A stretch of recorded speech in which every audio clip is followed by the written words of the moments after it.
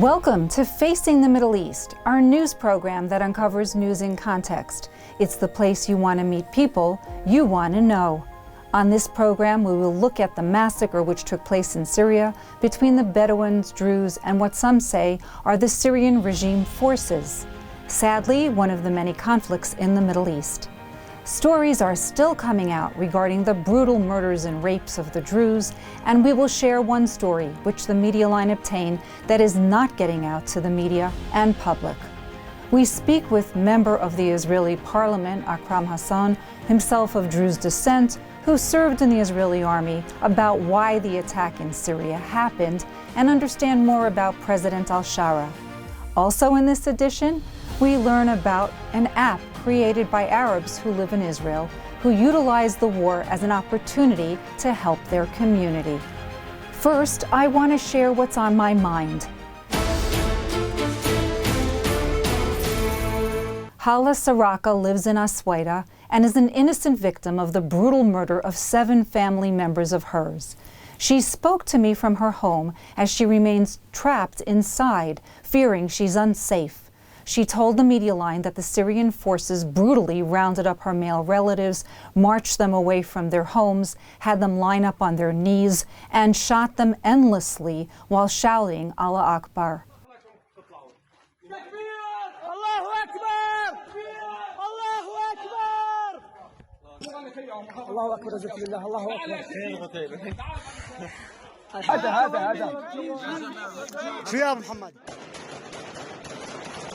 Hear what Hala has to say. Our official army, what we call official army now in Syria, al-Julani militia, attacked Suwayda, the innocent people in Suwayda, and the militia of al-Julani attacked the citizen, the innocent people, with the tan. You can imagine that you have child and the tan near your house, just attacking people who were still sleeping. Hala, you had family members killed. Who was murdered? They were my cousin. They are 7 members from a same family, al-Sharaa family. Actually, they were sleeping in their home. From at 16th of this month, the 16th, it was Wednesday. They just attacked them on their house at 7 o'clock in the morning. They said that we will not make anything bad to you. But when they entered the house, searching for a weapon, and I said we don't have weapon in our houses, they take all of the men of the house outside for a foreign area at first, and they make a horror action or words on the woman in the house. A lot of people, about 20 persons was in this house, and they stole whatever they want from the house, and then take the men to a place near their house, actually, and they killed them immediately in a horror way. Actually, it was not just a weapon on you, it was a horrible way. Our cousin Hussam Saraya is an American citizen from Oklahoma. He's a quiet boy, a genius. He studied accounting, managing accounting and finance in Oklahoma. He's a CEO to private school here in Suwayda related to America. So they are qualified, educated person, not a soldier, no way to work with weapons. They were an innocent family. Like a lot of families killed here, about you can't imagine the numbers. Until now, it's more than 1,000 killed person here in Suwayda. Where are you right now, and what are you witnessing right now? I'm just in my house. I can't go out to anywhere in Suwayda because there is no safe way. You are in a danger zone from all the borders. As Hala said, Hassam, one of her cousins, was an American citizen from Oklahoma. While Hala believes the Syrian regime is responsible, President al-Sharaa says it's possible some of his forces were involved. Sectarian fighting has emerged between factions of the Bedouins and Druze. How the Syrian regime, which has been propped up by the West and relieved of the sanctions that have been holding them back, handles its control of Syria and its treatment of minorities, will be a seminal factor that determines the green light telling the world that al-Sharaa is no longer the terrorist dressed in emperor's clothes. The world must watch carefully and understand the dynamics as more than 1,100 innocent people were recently murdered. According to the Media Lion's Rizk Alabi, based in Damascus, the government investigation into the March massacre of the Alawites has identified close to 300 suspects involved in the wave of violence and claims they are remnants of the ousted Syrian regime. The National Committee did not rule out the involvement of regular forces operating under the Ministry of Defense. The people in As-Suwayda are in shock and fear and without basic needs, praying for international assistance. Do you trust your news sources? Are you tired of one-sided reporting? You need to know the Media Line to know the Middle East. The world needs news you can trust. The Media Line is the first independent, non-profit American news agency covering the Middle East. It's the best-kept secret in the news business.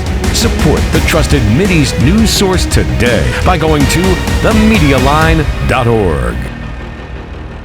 Member of Knesset Akram Hasson was born in Dalyat al-Kamel and served in 3 different parties.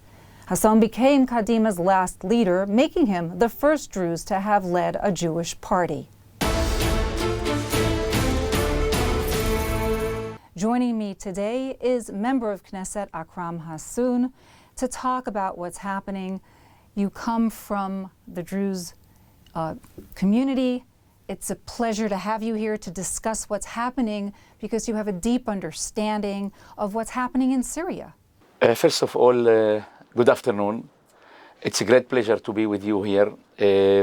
Like you know, the Druze in Syria, they are the largest community by the Druze in the Middle East.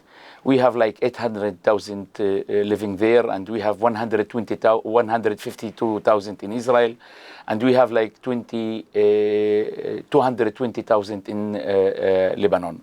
The Druze, they are Syrian, and they help the Syrian people to have the independence since 1925, when they fight against the French army there. And they did the best for Syria. They served in the army, they gave the blood to their state. But you remember exactly what Assad did for his people more than 14 years.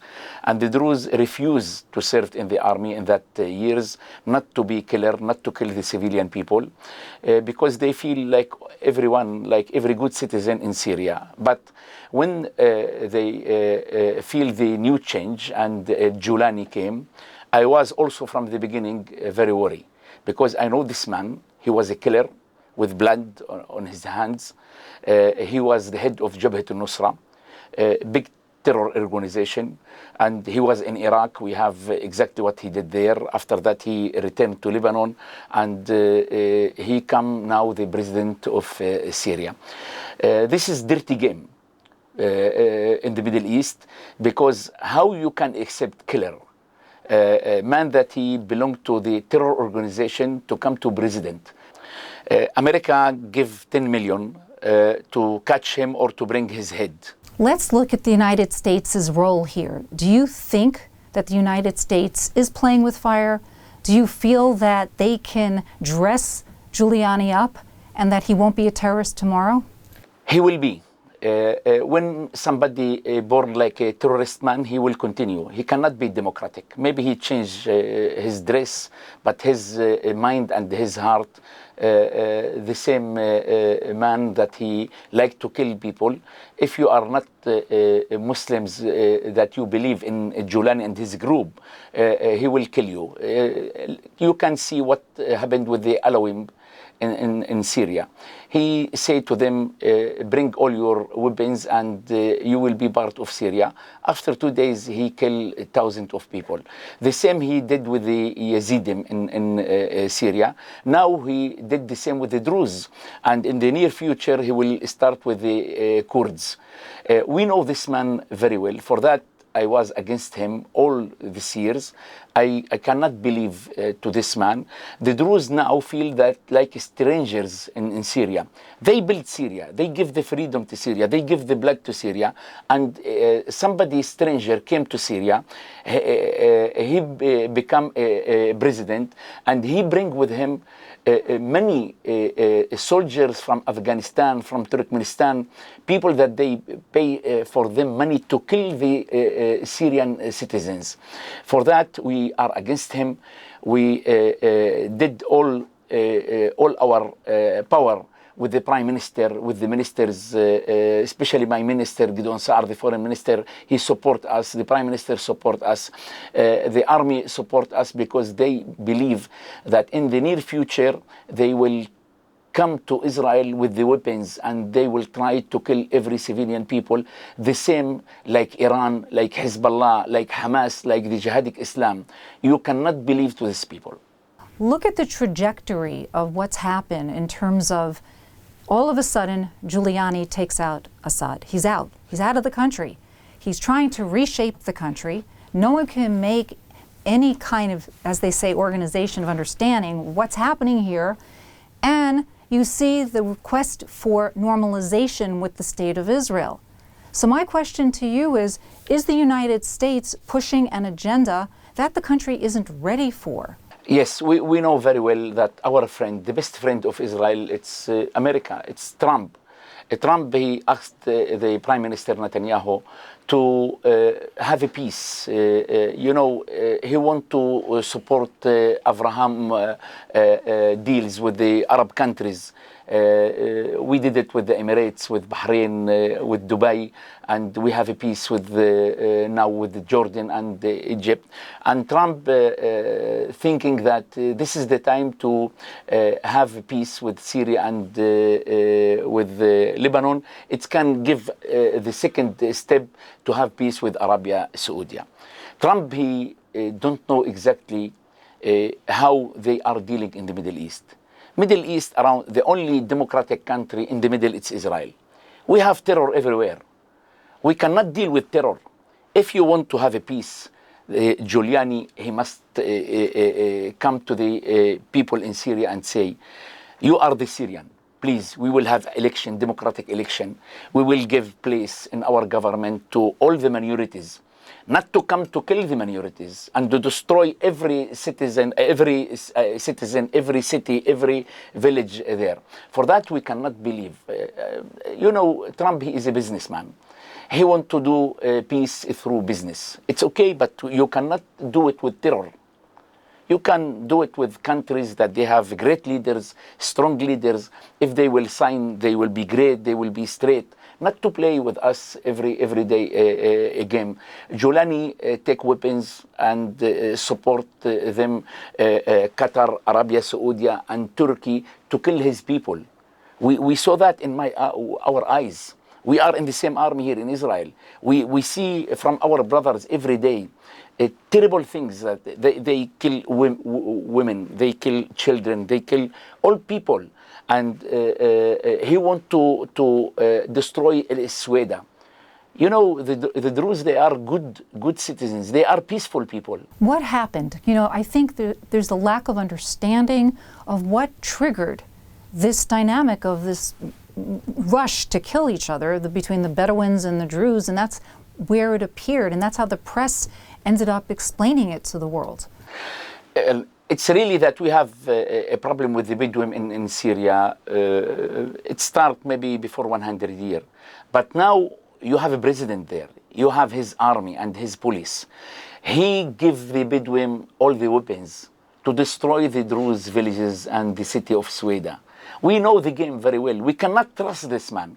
For that, I told from the Knesset, we must kill this terrible terrorist, and we must destroy his government because they are not Syrian. We want and we hope to have a peace with Syria. We want the Syrian people to live in the best way. But with Giuliani, the millions of Syria will be terrorist people, and they will come after that to Israel, because Giuliani said before that we will meet in Jerusalem. For what he want to meet? To have a peace. to check hand with the Jewish leaders in Israel. We know these people that they have only one way. If you will believe in the Islamic Jihad, in his way and his thinking, you are okay. If you are belong to another minority, to another religion, you are against him. For that, he will destroy everyone. Right now, as we're speaking, the government is taking the Bedouins and they're moving them out of As-Suwayda. So what does that mean? Is the president trying to appease the United States and Israel? What is happening? No. When he see that Israel try to every day to bomb this terrorist people, and after that, before some days, we, if you remember, we also bombed the defense ministry in Damascus. He thinking now that he is in danger situation. He cannot play with Israel. The Druze and the Jewish people, we are the same community. We are the same minority. We have the same future, and we are loyal people to the state of Israel. We give our blood, and we lost a lot of soldiers and officers in the Israeli wars because we believe that this is our country. For that, Israel doing that for us, and for the minorities, they want a peace around all the Middle East. We are very tired from this terror organization. And he tried to give another picture to the America and Israel that I took the Bedouin outside. It means that he and the Bedouin can make a deal. They are together. We don't believe him because yesterday they bombs our villages in Syria. Today morning they bombs. Every day they do that, and Turkey support them with the weapons made in Turkey. We have all these examples, and we send them to everyone. Our Prime Minister know that very well.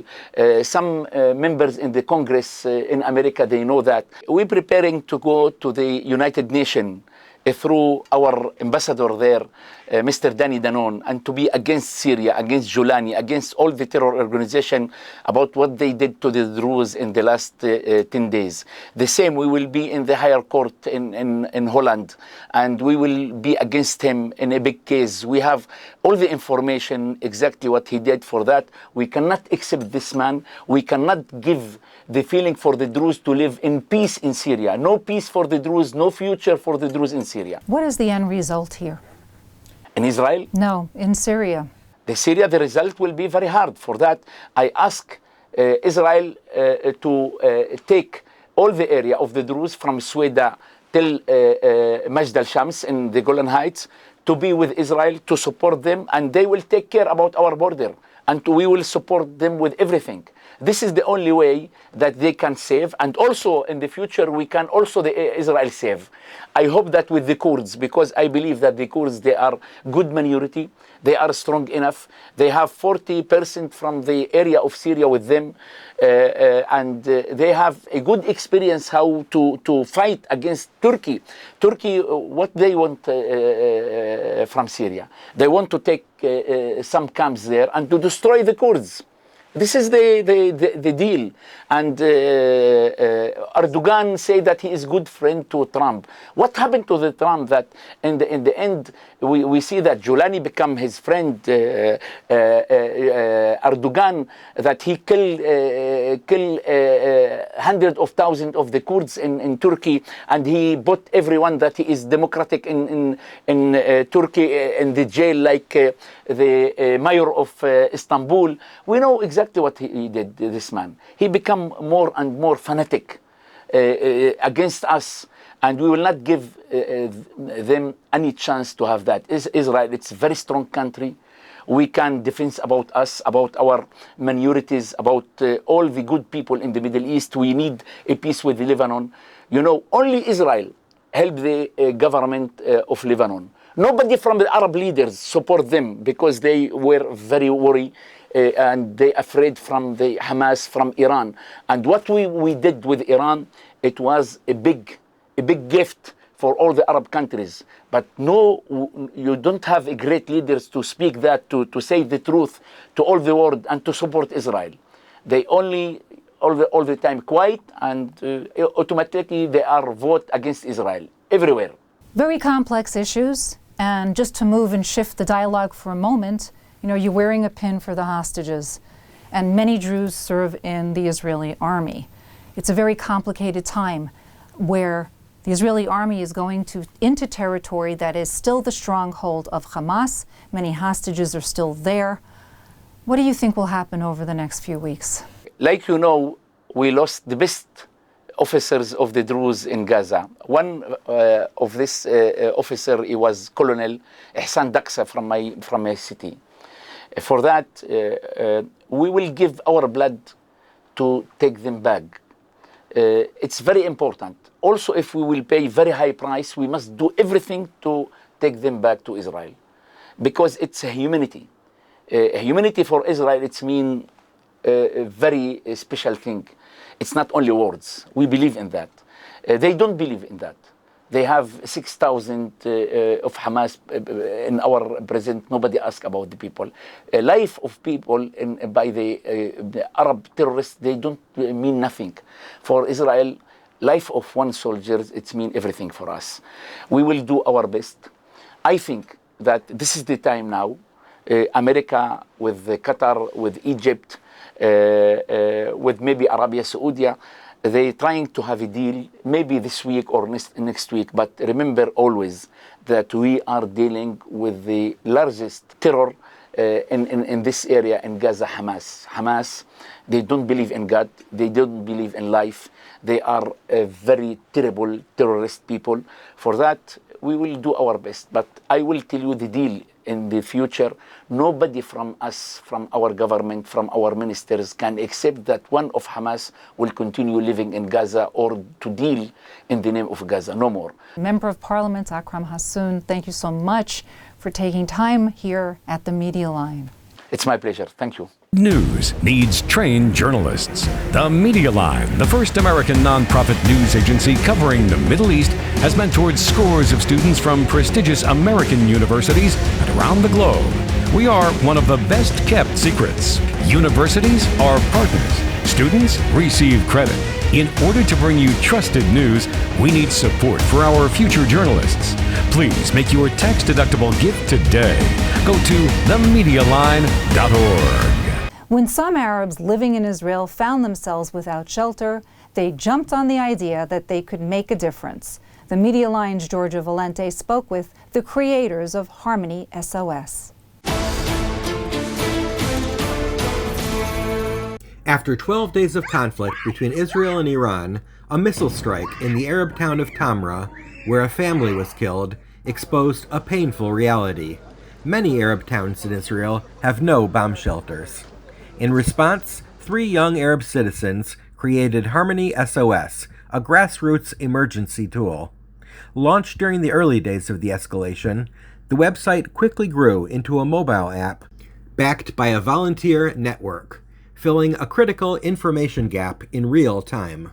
Harmony SOS was born out of urgency. When the missiles attacks started, it became very clear that the Arab towns and villages across Israel were completely unprepared.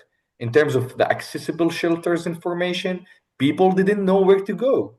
And especially after the disaster that happens in Tamra, we said instead of crying and complaining, let's do something. Because in the end, we're navigating people to shelters and it's emergency time.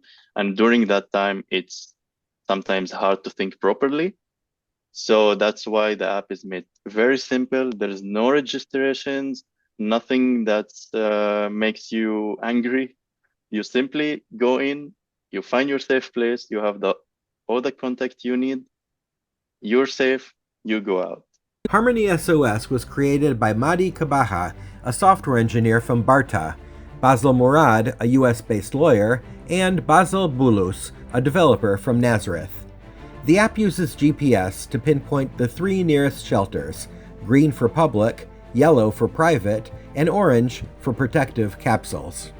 So the first thing when you open the app, this is the first page you see.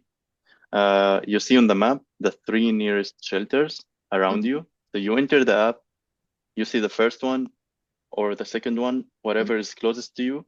You can click into the card. You will see all the information with the ability, like you see, to exactly navigate there. You could have also see the phone number to get in contact with the person. Built in just 7 hours, the platform mapped over 1,000 shelters within 2 days. It's available in Arabic, Hebrew, and English. Because of solidarity, we believe that in terms and in case of war, the missile will not, the rocket, the missile will not distinguish between Jewish and Arabs. And because I have been reaching Jewish people to help me, and I didn't find them answering, I wanted to do the opposite, to provide a solidarity message that we are here like together and everyone have to get his safe shelter. The initiative was entirely volunteer-run, with most funding coming from the founders and their personal networks. The team now aims to turn Harmony SOS into a global emergency tool, adaptable for wars, natural disasters, and other crises. Our vision now is to move beyond the emergency response. We want to build like Harmony SOS into sustainable and scalable platform. So not only wars, because wars happens occasionally in Israel or the Middle East, but hurricanes happens more occasionally in Florida and California and United States. So we want to make the app adaptable to different crises, kind of crisis, and to be able to help different groups without it being controlled by a specific group or a state. For the founders, Harmony SOS is more than an app. It's a testament to community strength and a challenge to stereotypes. And since we have been divided for the last 70 years, that weakened us a lot and didn't allow us to show the potential. And what we're trying to do right now, trying to unify people to show the potential. And I can tell you, there is a lot of potential. There's a lot of projects inside Israel and out inside Israel for the Palestinian citizens of Israel in the Arabic world that people need to see. People need to look at this community and invest in it. We are like providing solutions not only for the Arabic community, and this is important. We're providing this solution for the Jewish community also because, as we said, the missiles don't ask if this is Arab or Jewish, and we are providing solutions for the whole community. So I'm asking and I'm saying for all the people around the world to see what is happening in this region and to see the potential that we have and to invest in it. Born of crisis and powered by community, Harmony SOS is a grassroots model of resilience with global potential. Giorgia Valente reports for the Media Line. Thank you for joining us on this edition of Facing the Middle East, where we unlock the hidden truths of the world's most contentious region.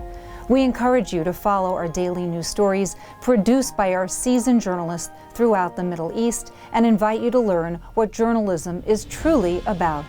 Visit the Media Line for news you need to know and trust.